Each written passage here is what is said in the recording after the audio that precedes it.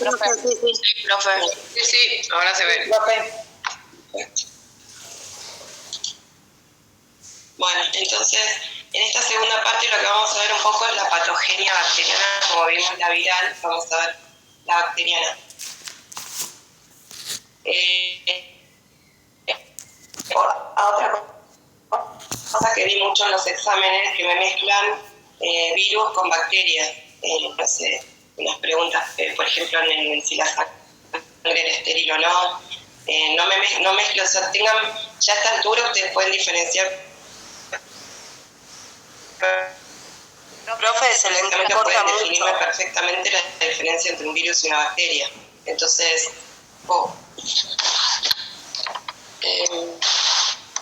a ver, ustedes me van diciendo si me escuchan.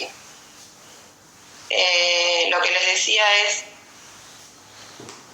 si no, a ver, ¿me escuchan bien ahora? Ahora sí, o no sé si será mi internet. Sí, profe. Un poquito mejor. Bueno, cuando me empiecen a escuchar mal, me conecto desde el celular y les hablo desde ahí para que puedan ver las diapositivas desde la compu. Les decía esto de que nosotros estuvimos viendo en la primera parte virus, ahora estamos viendo bacterias, que ustedes ya a esta altura pueden definir perfectamente la diferencia entre un virus y una bacteria, ¿sí? Porque en los exámenes lo que se veía mucho es, me mezclaban la terminología, yo sabía que estaban hablando de bacterias, pero me hablaban de virus, ¿sí?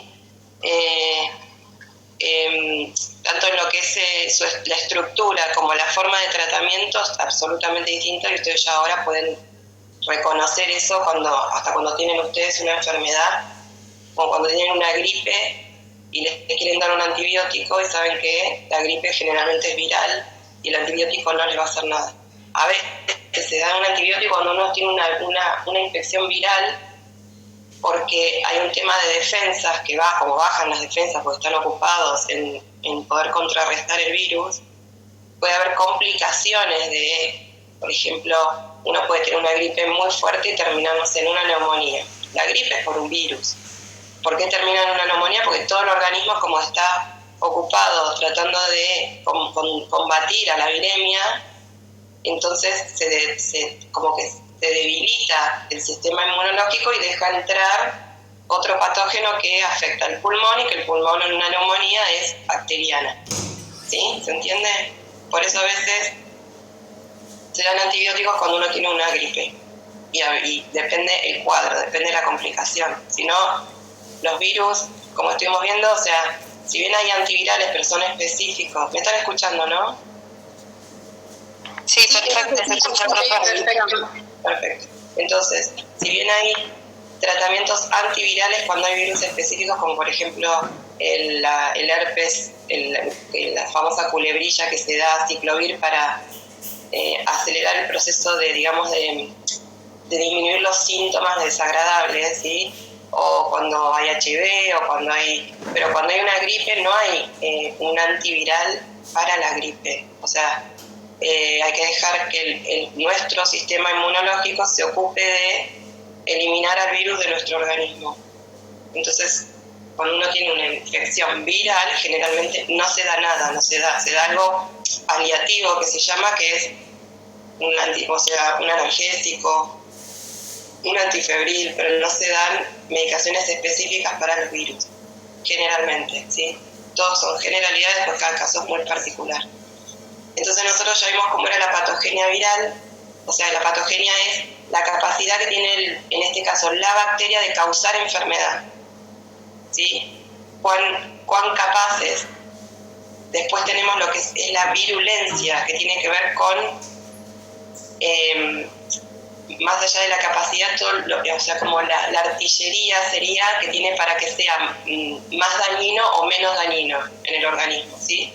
Y que cause la enfermedad, ¿sí? Cuando se habla de una virulencia, si bien acá fíjense que se usa el término virulencia, si bien es una bacteria, es como un término en microbiología que tiene que ver con la medición de la intensidad de la enfermedad que producen, ¿sí? ¿Es más virulento o es menos virulento? Se lo define así.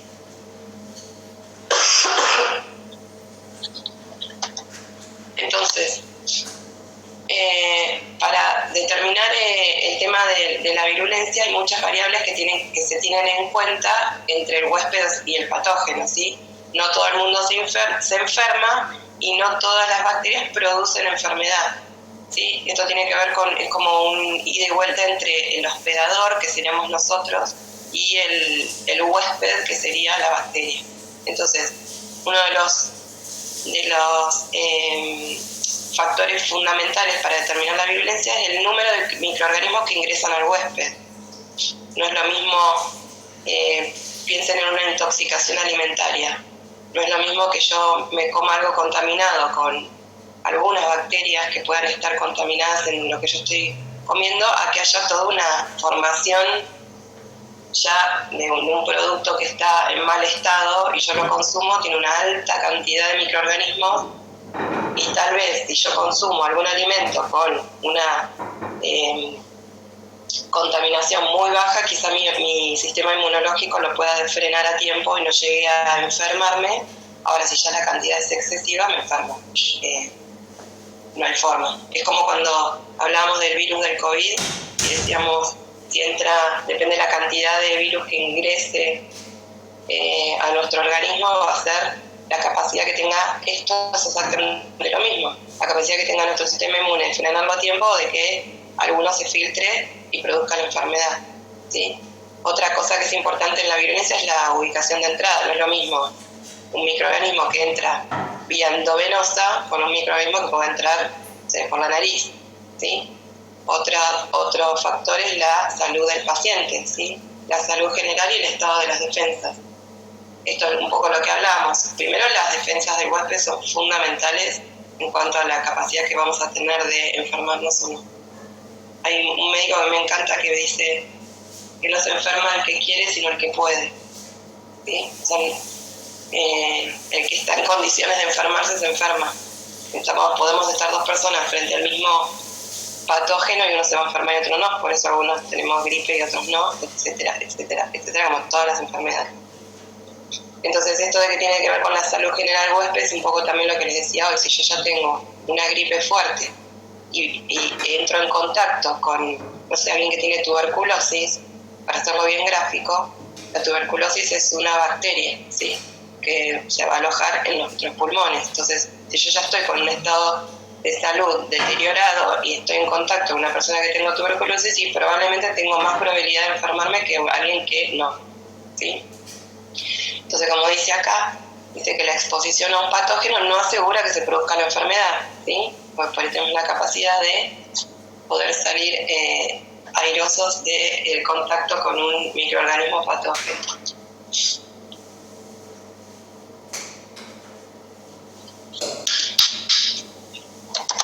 Bien, entonces, ¿cómo se transmiten los patógenos? Estamos hablando ahora, recordemos que estamos hablando de microorganismos. Patógenos significan, nosotros vivimos rodeados de microorganismos y hay muchos que no nos producen enfermedad. Solo los que nos producen enfermedad se denominan patógenos, ¿sí? Entonces, los patógenos generalmente se encuentran, en algún lado se encuentran alojados. El lugar donde se encuentran alojados, ya sea el agua, el suelo, la comida, una persona, un animal, donde estén, es el reservorio, ¿sí? Dentro de los reservorios tenemos los portadores, ¿sí? Que los portadores son los que transmiten la enfermedad. ¿Se acuerdan con el COVID que estaban los portadores sanos? O sea, que no sabían que tenían la enfermedad, pero la transportaban. Estamos hablando de lo mismo, somos nosotros mismos, o hasta podemos hablar del mosquito del dengue, que es portador, que en ese caso se llama vector, porque lo traslada. Cuando se trata de animales se llama vectores. Los portadores entonces son los que estamos con el patógeno en el cuerpo y no tenemos síntomas, entonces tenemos la capacidad de contagiar, pero no sabemos que tenemos la enfermedad, ¿sí? Y cuando hablamos, acá dice que cuando hablamos de que un animal contagia a una persona, las enfermedades se llaman zoonosis. Y si la enfermedad es adquirida en un hospital, se conoce como infección nosocomial o infección intrahospitalaria también, ¿sí?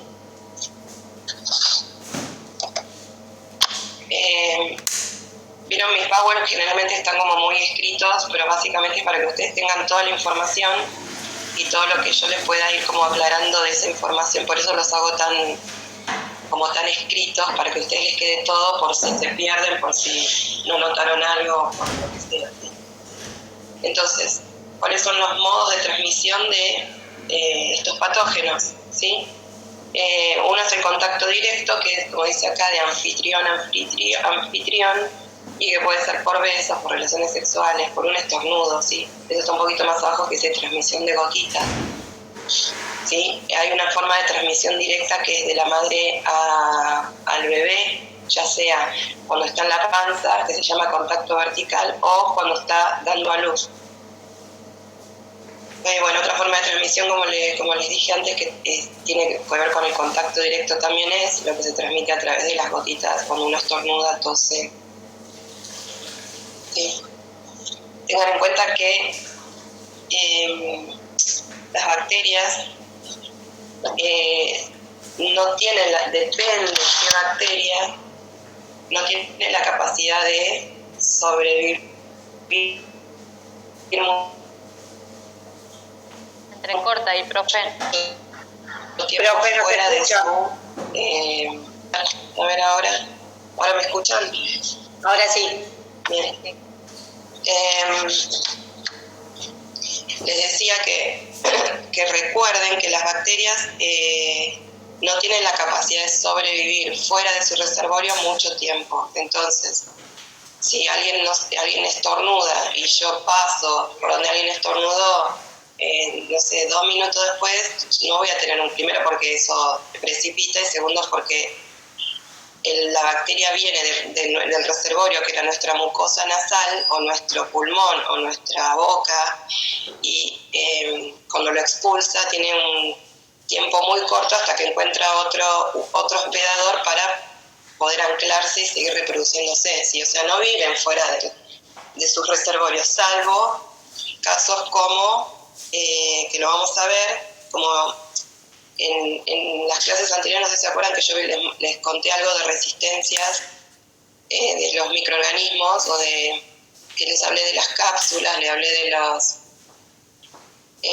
los biofilms, o sea, hay algunas bacterias que tienen la capacidad de, por ejemplo, las esporas, cápsulas esporas, tienen la capacidad de formar esporas, que es una capacidad que tienen algunas bacterias de como hibernar, como estar en estado de latencia, sin actividad metabólica, hasta que encuentran el medio que les es favorable para empezar a reproducirse. Entonces las puedo encontrar, eso sí, ese tipo de bacterias las puedo encontrar en el suelo, en el agua, que ahora cuando veamos botulismo lo vamos a ver más claro.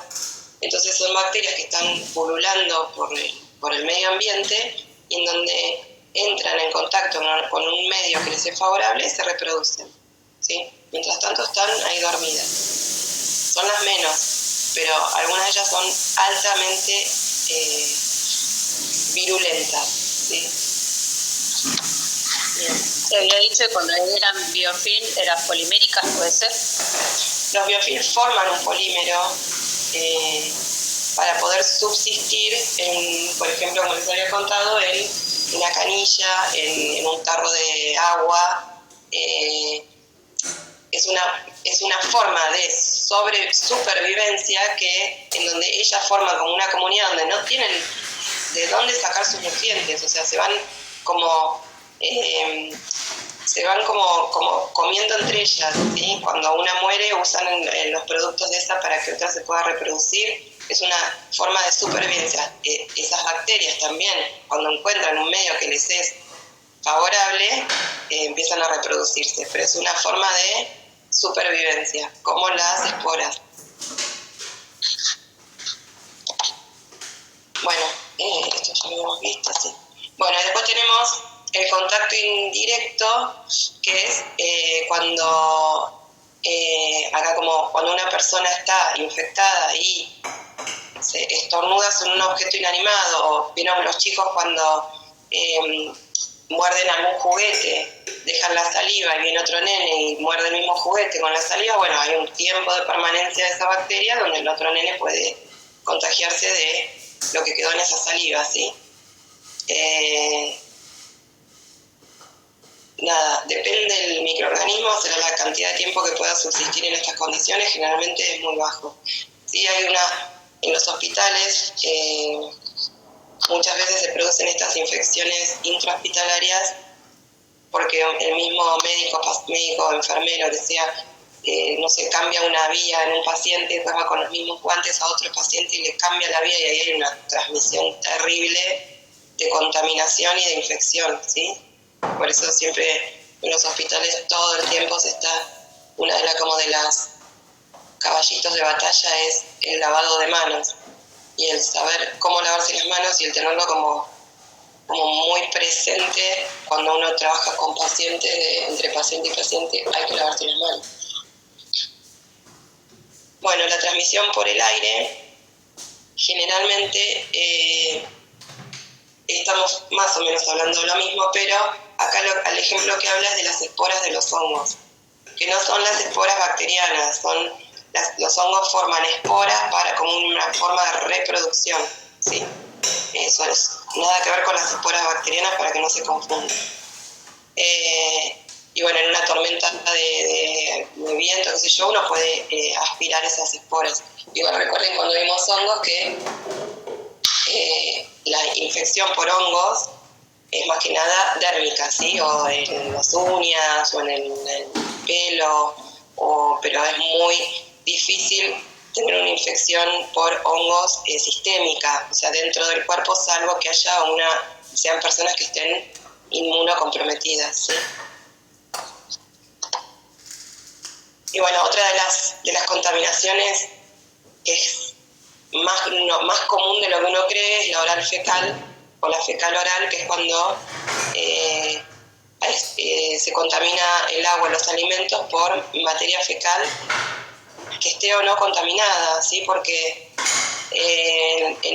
dentro del intestino hay un montón de microorganismos que para el intestino son flora normal, por ejemplo, el clásico Escherichia coli, ¿sí? Todos lo habrán oído nombrar, pero si la Escherichia coli pasa o sea, si la Escherichia coli la consumimos, ya puede producir de diferentes cepas, y no todas las cepas de Escherichia coli producen una enfermedad, pero puede haber una infección, ¿sí? Y la transmisión vectorial, que es la que ya vimos con el dengue, ¿sí? Que es el vector, que es un artrópodo, que es un mosquito, una mosca, una garrapata, que transmite una bacteria, ¿sí? O sea, que la traslada de un cuerpo a otro e infecta, ¿sí? Que generalmente en el mosquito, en la garrapata, en la mosca, pasa inadvertido. Bueno, ¿alguna duda hasta acá?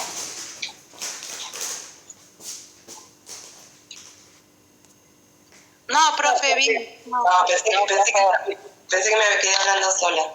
Bueno, seguimos. Bueno, como vimos, ¿se acuerdan de factores de virulencia? Que es la capacidad que tiene, o los mecanismos que tiene la bacteria para producir la enfermedad, ¿sí?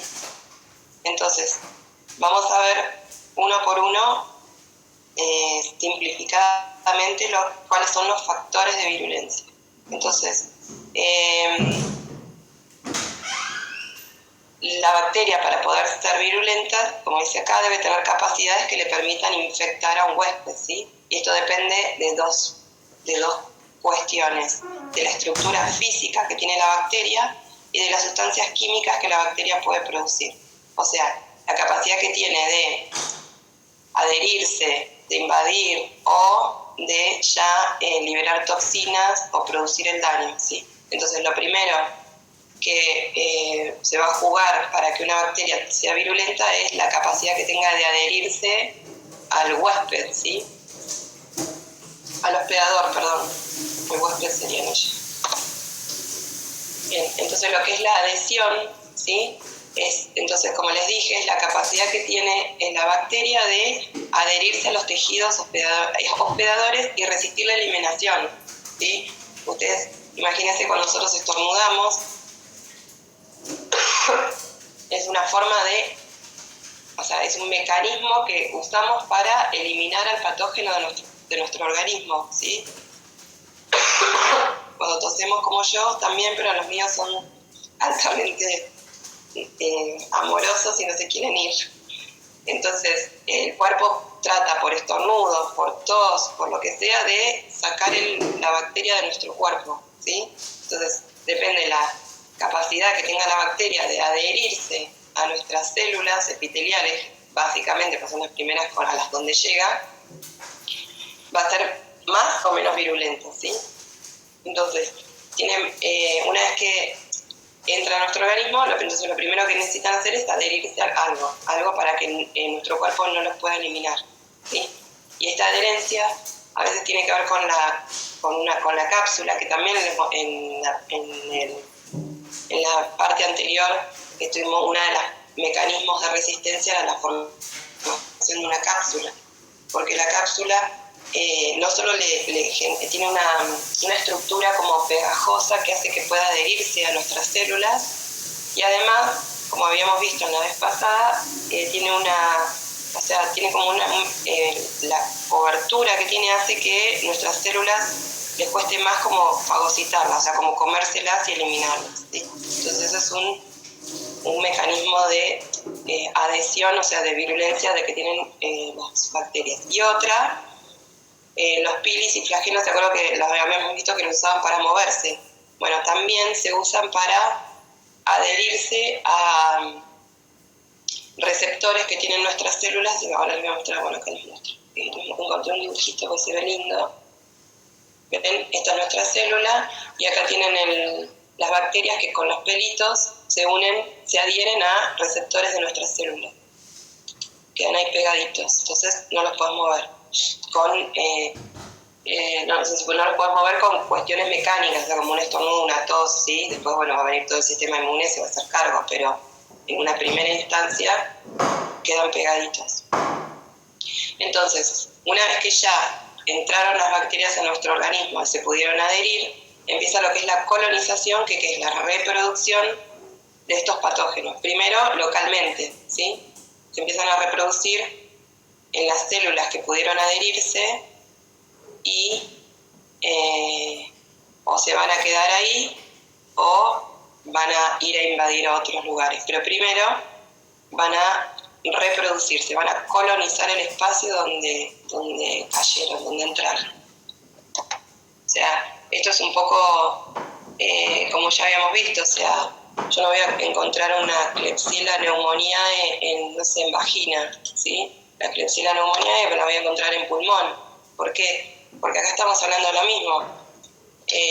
Nuestras células tienen receptores y las bacterias también tienen receptores que se van a adherir, donde encuentren un receptor que les es afín, ¿sí? Entonces, nosotros ya sabemos qué bacteria vamos a encontrar en la garganta, qué bacteria vamos a encontrar, no sé, o sea, tienen lugares comunes, salvo que haya lo que se llama septicemia, que es cuando las bacterias logran ingresar en el torrente sanguíneo, que es estéril. Entonces ahí hay un desparramo de bacterias por todo nuestro organismo y puede terminar mal, ¿sí? Porque es muy difícil combatir una septicemia. Pero si no, generalmente las bacterias se alojan en diferentes lugares de nuestro cuerpo según los receptores que tengan para unirse, ¿sí? Entonces, una vez que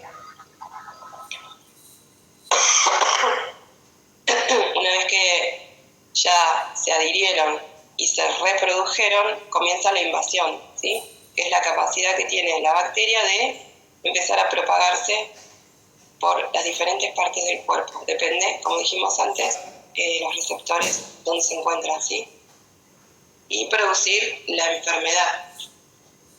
¿Por qué producen la enfermedad? Porque inhiben las funciones normales de nuestras células. ¿Por qué? Porque empiezan a usan, por un lado, los nutrientes que utilizan nuestras células para su reproducción, ¿sí? Y además también liberan productos químicos o enzimas o sustancias que son dañinas para nuestras células. Acá habla de lo que les conté antes de la bacteriemia, ¿sí? O septicemia, que es cuando las bacterias entran ya en el torrente sanguíneo y pueden propagarse por todo nuestro cuerpo, ¿sí? Profe, ¿por qué pasa eso? ¿Por qué pasa eso? ¿Por qué pasa eso? Porque a veces cuando hay una infección, a veces, bueno, sí, imagínate que si ya de por sí a vos la bacteria te entra por el torrente sanguíneo por una inyección, ya ahí o sea, es la primera, como, ¿no? Como que ya ahí ya está, ya entró directamente a nuestro torrente sanguíneo.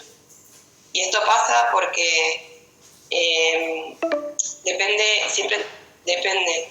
¿Me están escuchando, no? Sí, profe, sí, Profe. Esto depende muchas veces de la patogenicidad de la bacteria, o sea, recuerden como cuando vimos virus, que las bacterias que los virus tenían, o que no solo está el daño que produce la bacteria per se, sino el movimiento de nuestro sistema inmunológico para defendernos de esa afección. Entonces, cuando nosotros tenemos un movimiento de nuestro sistema inmunológico exacerbado, como pasaba en el dengue, a veces hay daño tisular o daño que hace que las bacterias puedan llegar a filtrarse y llegar al torrente sanguíneo. O sea, hay un montón de mecanismos. No es lo más común, no suele pasar esto, ¿sí? Pero a veces el daño es tan grande que termina filtrándose la bacteria a nuestro torrente sanguíneo. Esta fue una pregunta de examen y yo dudé un montón en esta pregunta. Sí, porque yo les puse si era flora habitual, no les puse si podía llegar, les puse la presencia de microorganismos en la sangre se considera flora habitual, como algo verdad, o sea, como que yo les estaba afirmando que esto era así, ustedes me tienen que poner si la verdad es fácil. Flora habitual, no. Que puede existir bacterias en nuestra sangre que no deberían, sí, en lo que se llamamos bacteriemia o septicemia, pero la flora habitual no se encuentra en la sangre, ¿sí? Y eso lo vimos creo que en la primera o la segunda clase, que hablamos de dónde había flora habitual, ¿sí? ¿Se acuerdan? Profe, Sí. Profe, sí. Que teníamos en los intestinos, Claro, la vagina. En la mayoría de las casos que eran mucosa. Claro, las mucosas, sí, pero yo en lo la había sangre puesto no hay bacterias. y después como que empecé a dudar de la pregunta y no sé qué me pasó ahí en ese momento. Y Sí, bueno. volví a borrar, volví a escribir, volví a borrar y Bueno, ahora puede estoy pasar. aclarando y queda más claro. Claro, sí, sí. No es flora habitual de ninguna manera en sangre, sí. Bueno, entonces, una vez que nuestras bacterias enemigas o extrañas invadieron, se adhirieron, se reprodujeron y invadieron, hay algunas bacterias que no solo producen daño por sí mismas, sino que liberan toxinas. Las toxinas pueden ser exotoxinas y endotoxinas, ¿sí? Las exotoxinas, yo que hice un dibujito, para que lo vean, no, eso lo busqué. Las exotoxinas, tenemos nuestra bacteria, la bacteria libera toxinas y estas toxinas empiezan a viajar por todo nuestro organismo, ¿sí? Y las endotoxinas se llaman endo porque son como parte estructural de la bacteria. Entonces la bacteria, para liberar endotoxinas, ya de por sí la bacteria se destruye. Porque en realidad la bacteria per se no produce ningún tipo de daño, sino que son sus toxinas. Pero en este caso, que ahora lo vamos a ver con el botulismo, la bacteria sigue funcionando y libera toxinas. En este caso, la bacteria al liberar sus endotoxinas ya se destruye, ¿sí? Entonces, Las exotoxinas, recuerden exotoxinas, que lo vamos a ver ahora con el botulismo, que es importante, son proteínas que son sensibles al calor, eso es muy importante, ¿sí? Y, bueno, dice que son liberadas al ambiente circulante por un organismo vivo, ¿sí? Estas sustancias se pueden distribuir por todo el cuerpo, ¿sí? Por ejemplo, si hablamos específicamente del botulismo, las toxinas se liberan, generalmente el botulismo se adquiere por ingesta, ¿sí? Las bacterias están en la panza y llegan producen neurotoxicidad, ¿sí? Llegan hasta nuestro sistema, hasta nuestro cerebro, ¿sí? Y esto pasa con bacterias como el botulismo, el tétanos y la difteria. Botulismo y tétanos son dos de los grandes grupos de microorganismos que forman esporas, ¿sí? Forman estas esporas, que se acuerdan que eran una forma latente de los microorganismos, que cuando encuentran un medio que les es favorable, se empiezan a reproducir. Y las endotoxinas, entonces dijimos que eran parte de la pared celular de la bacteria,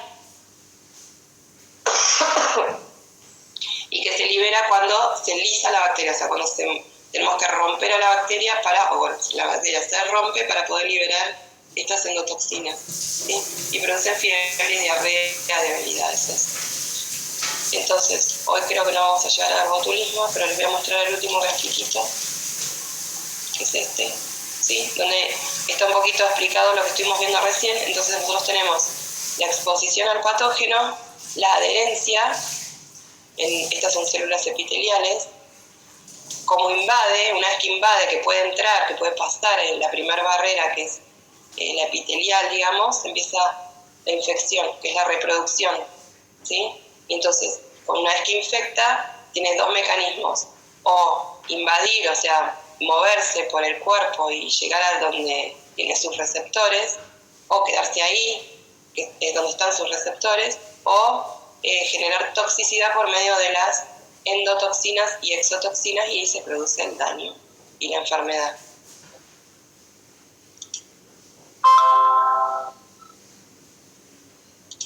Acá estoy. Bueno. Dejé de compartir, ¿no? Sí, profe. Bueno, Sí, profe. Bueno, la clase que viene vamos a ver un poquito más esto. Vamos a ver algo también que es interesante. O sea, yo trato por eso de darles algo como general para que ustedes tengan, obviamente, las generalidades y cosas que les pueden servir en la diaria. O sea, vamos a ver el tema del botulismo, vamos a ver para que entiendan cómo es el uso racional de antibióticos y qué es lo que se genera en el organismo para que haya salido esta ley del uso racional de antibióticos y qué es lo que estaba produciendo en la población mundial, ¿sí? La resistencia a los antibióticos, ¿sí? ¿Por qué se sacó esto? Pero yo quiero que ustedes lo entiendan desde la fisiopatología microbiana, o sea, qué es lo que hace el microorganismo o qué es lo que hace el antibiótico mal usado, qué es lo que genera, cómo el microorganismo tiene la capacidad increíble de desarrollar mutaciones para poder escaparle a los efectos de los antibióticos. Una porque pueden, porque lo tienen, porque son mutaciones espontáneas que se llaman, y otra por el mal uso de antibióticos. Entonces, generalidades para que ustedes lo tengan como materia y cosas que están buenas para que aprendan y para que entiendan un poco más cómo es el mecanismo de estos bichos. Súper interesantes. Profe, eso sería cuando uno se automedica y al tomar tanta la medicación, el día que, por ejemplo, tenés una infección y tenés que combatirla con ese medicamento, el medicamento no hace efecto porque tu cuerpo ya está acostumbrado y las bacterias ya generaron anticuerpos, o sea, es como que ¿no?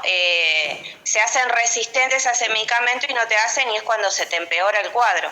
Claro, o sea, ahí mezclaste un poquito todo, pero lo básico es que cuando uno hace un tratamiento con un antibiótico, primero cuando no es el correcto, segundo cuando no cumple el tratamiento completo, ¿por qué uno toma 10 días un antibiótico? Porque las bacterias se siguen reproduciendo y algunas escapan a ese antibiótico, entonces tengo que como cubrir 10 días, por ejemplo, un rango amplio de tiempo para decir, bueno, destruir todas las bacterias que podían estar. Si yo lo corto antes, quedan bacterias dando vuelta, que ya estuvieron en contacto con el antibiótico y dicen, este antibiótico me va a matar, entonces yo la próxima vez cuando empiezo a reproducir voy a avisar y yo mismo voy a generar una mutación para que la próxima vez que venga ese antibiótico a mí no me haga nada.